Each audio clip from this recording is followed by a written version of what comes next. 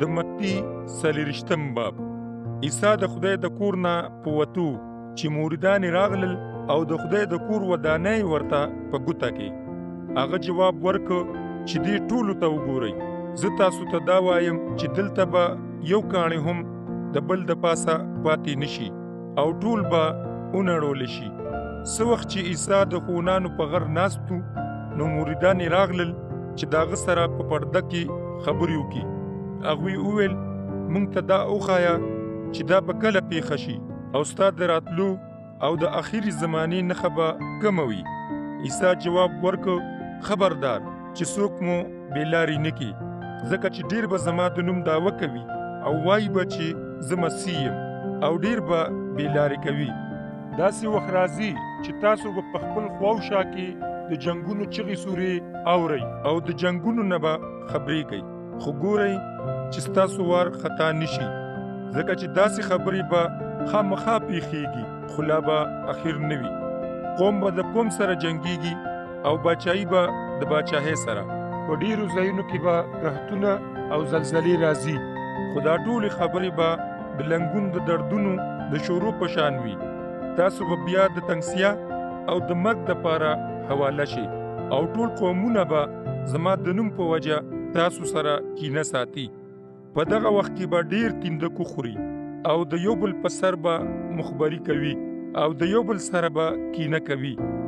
دروغجن نبیان به راپورته شي او ډېر خلک به بېلارې کړي او چې بېشرې کارونه زیات شي نو د خلکو به د یو بل سره مینه روکه شي. خو کوم سړی چې تر اخره ټینګ پاتې شي هغه به بچ کړی شي او په ټول عالم کې به د باچاهۍ زیرې وغځکېږي او د ټولو قومونو دپاره به ګواهي شي او بیا به اخرت وي.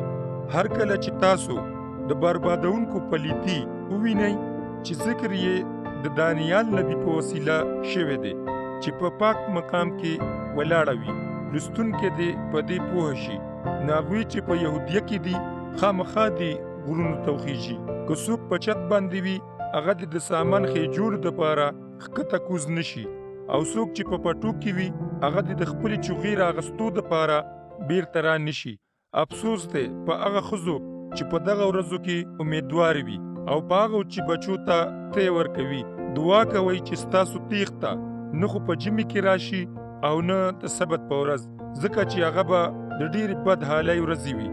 داسې وخت د دنیا د شروع نه تر دې لا نه دی راغلی او نه به بیا چېرته راشي. که هغه د تکلیف ورځې لنډې کړې شوې نه وې نو یو ژوندی سړی به هم بچ شوی نه وې. خو د خدای د غوره شوو د خاطره به هغه ورځې لنډې کړی شي. او که بیا تاسو ته څوک دا ووایي چې ګورئ مسیح دلته دی یا هلته دی، نو باور پې مه کوئ.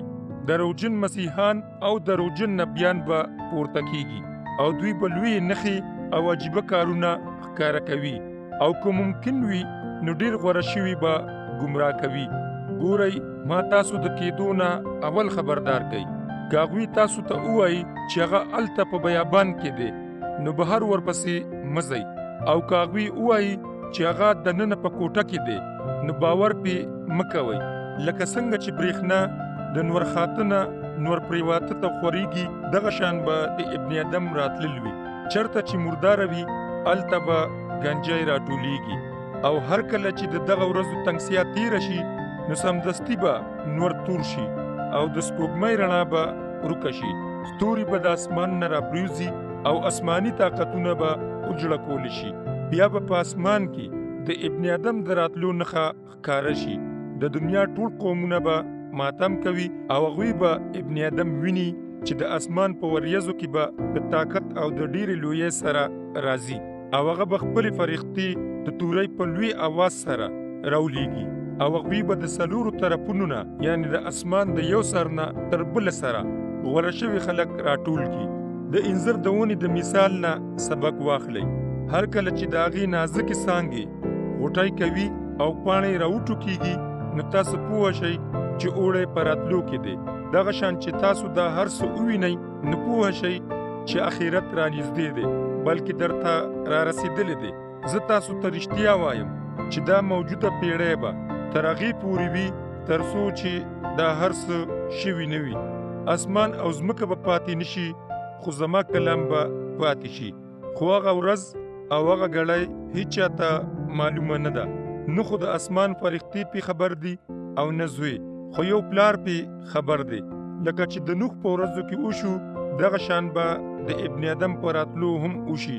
په هغه ورځو کې چې د طوفان د راتلو نه اولو هغوی خوړل سکل، ودونه یې کول او ودونه یې ورکول تر هغې ورځې پورې چې نوح په بیړۍ کې ننوتلو او دوی تر هغې هیڅ خبر نه و تر څو چې طوفان رانغی او دوی یې لاهو نه کړل.